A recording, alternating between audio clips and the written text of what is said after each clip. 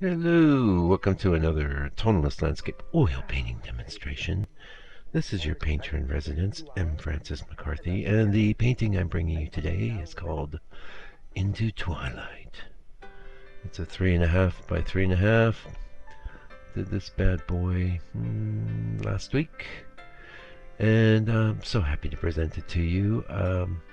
Yeah, so with it been a pretty steady diet of either nest studies or mini painting. Well, no, actually, I only had one mini painting. You got more coming your way because inventory was a bit depleted on the minis, and so I've done like 5. I did one yesterday, and it might be pretty good for a little while. Yeah. Anyway, I have painted this scene before, and I flipped it. And the last time I painted, I think it is a vertical. That square format's very interesting. You'd be surprised. You can crop almost any scene into... Well, not really. You can crop a lot of scenes, not almost any scene, a lot of your scenes into squares if you have a mind to. And it's, one thing I learned not that long ago is that when the masters would do a square scene, they would have it slightly unsquare, and I could see how that's very good idea. Like, say, instead of 3.5 by 3.5, it might be good to do it like 3 3/4 by 3.5. Subtly not square would because there's a certain rigidity to the square format. That said, I'm painting squares. I did a square. Let's talk about doing minis. So it's very much like the process that I would do for a full-size painting. There's a couple things you got to watch out for. The main thing is extreme overworking, or even what I would call like when my students do it. Not you guys, but I know you would never do this, but the other ones I've had here locally. There's quite often a phenomenon that occurs where they lay down a bit of paint and then they just keep hitting it. And I call that licking. Like a cat licks itself to clean itself, only you're doing it with a brush, just destroying the expressive quality of your work. And normally I don't have much of a problem with this, but because of the small area, it's a lot like the phenomenon of saying or or even going like out here they'll go yeah yeah yeah. What you're trying to do is buy yourself some time to think. The thing is that you want to do that without ruining the beautiful strokes of your painting. Yeah, the other thing I've noticed, like on the little ones, the light hitting the strokes is like more of a thing. And sorry, had a little sniffle there. I'm fine, don't worry. The lighting's been the thing. Maybe because I'm up closer on it, and there's a lot fewer strokes. So a lot of what you might see or perceive as licking is really me actually changing the way the stroke is being hit by the light. And so there's a balance that's got to be struck there too. A lot of times I just say, now it says horizontal strokes that hit the light the worst, especially with the overhead light. But don't be like, there might be times in the videos go, wow, look at those big bright strokes. What is he talking about? He didn't even worry about that. Look at it. But like yesterday, I did a bunch of I put a bunch of liquid on a bunch of recent paintings, and I always give them a good scrape down with a knife first, and which really addresses that to a large degree. The highest strokes will be usually knocked off. Funny enough, I had read on the liquiding that it's not a good practice because it's an impermeable layer, and that the paint can't underneath it. But I would think that might be a factor if you were working with heavy impasto, possibly. But really the way I see it is that it actually bonds to the existing paint layer. It becomes one with it. And I've been doing this for 10, 11, 12 years. Yeah. Oh my goodness. Time's flying. Uh, all those paintings have held up super great. They're super tough, you know. I mean, you could gouge it if you really worked at it, but that's been a good setup and system for me. So we'll see. We'll see. You know, everybody's entitled to opinion, boy, and we all know that in the modern world, right? To be pretty careful these days about information. You really don't know what's true until you. Well, geez, I mean, you can walk around in it, but a lot of times it's just time and distance and experience that tells you what's true. Anyway, so hey, these little clump of trees I'm painting in the back there. I was like strategizing. A lot of times too, I don't have as much of a plan on the minis, and there I decided to go with the red, a red tone, which is okay, kind of breaking a rule, but you can get away with it because of the sunset.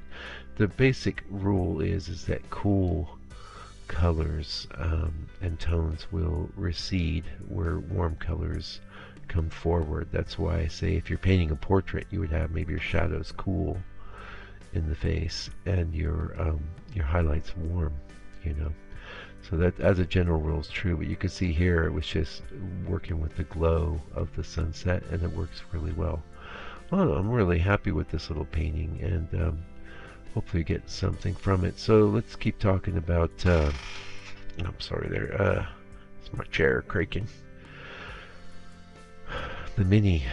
So the other thing, of course, is you've got to simplify things. Like, we're always simplifying things in our paintings. That's really one of the keys to doing good paintings. You know, if you've got a photo reference, and then I say you got a tree with 100 tree holes in it, you know, many cases I will reduce that to 1 or 2 or 0. That was the case in this. The whole dark mass over on our right, I eliminated every single tree hole, of which there was a plethora, you know. By the way, if you'd like to have a look at that reference, we have a little thing on this, pardon me, little thing on this channel called the members area. What's there, you say? How do I get access? Access requires $6 a month. And what you get is access to, probably over 100 live videos. So they're real time in the studio, just like you were a student of mine, just hanging out. Not all of them are super instructive, although I have to say I've been on a trend for the last 4 months or so to teach more while I'm painting. So I would say there's quite a lot of good content there if you're into what I'm doing. And let's face it, maybe the area that you live in doesn't have a good landscape painter that's going to allow you to come in their studio and learn about painting. So here I am. I'm here for you. The other thing that is in the members area videos, again for the last 4 months or so, really mostly, is that I do a color mixing session where I break down the painting into, usually it's 6 to 10 constituent colors, and that is shared real time while we're looking at the reference. So you can see what colors I'm pulling out, how I'm simplifying things, and that's very important. That's a big part of that whole process of simplification. You really got to think about you know, what you're going to do, and it's got to be spelt real large. Now that road was a bit of a challenge, and I ended up being real happy with it. It would have been, you know, maybe cool, turned into a river or stream. That's always something you can do pretty easy. That might have been really cool, but I kind of wanted to stick with the country theme, and out here we have a lot of metal roads, and which is roads that are paved with rock, basically. And I got a good effect, you know, but that was like verging on the point of getting too overly detailed, trying to get across a texture that felt like a metal road. I pulled it off though, and one of the ways I pull it off is a lot of times I like to do most of my darks underneath everything else, because if you have a passage of wet paint and you try and go over it with a bunch of dark paint,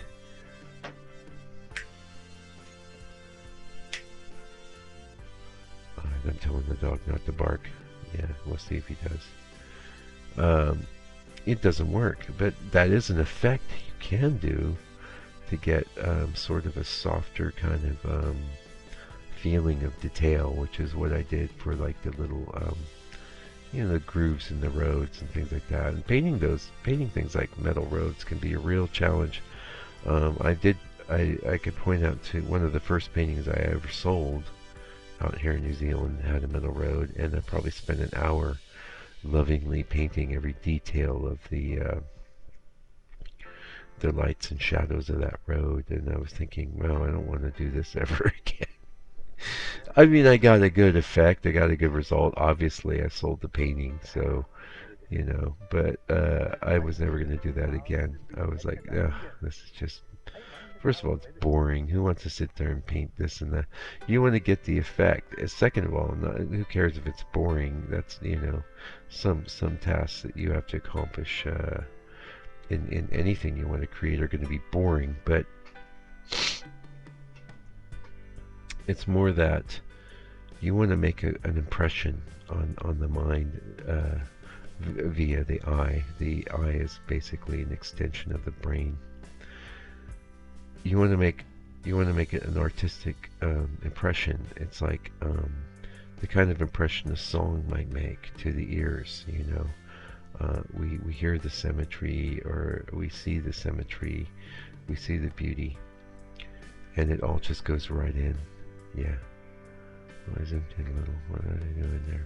Oh, we're wrapping this up. Hey, thank you for joining me today. More minis coming. Let me know what you think of the minis. Paint some yourself. They're great. This took me in real time, the actual painting itself, about an hour and 20. And it's going to be in the store. $100 US. It's yours, including shipping, which is, it's sizable these days in this world full of international turmoil, but that's all good. These are sweet little paintings, and really enjoyable to do, and really like little gems, like little gemstones. They're neat, and it's been a while since I got into the minis, but I've really been enjoying them. I might keep doing them, because once the tourist market starts up again, I always do a lot of these. I don't know why people just feel like it'll fit in the suitcase, or they buy a couple, and have a little place on a wall somewhere in their home where they'll put them up. Or in the desk, they're really cool there too. I had several on my desk for a long time with those little stand-up portrait frames. Those can be really neat. Give you a little space to go into, as you're dealing with the stuff in your day. Anyway, until I come back with another video, do me a favor, do me a solid. I really appreciate you coming here, by the way. Thanks for spending the time. And until I do come back, take good care, stay out of trouble. Try and be patient with people that have opinions that differ from your own. And, yeah, God bless. You. It's gonna be inflatable dungeon. Family.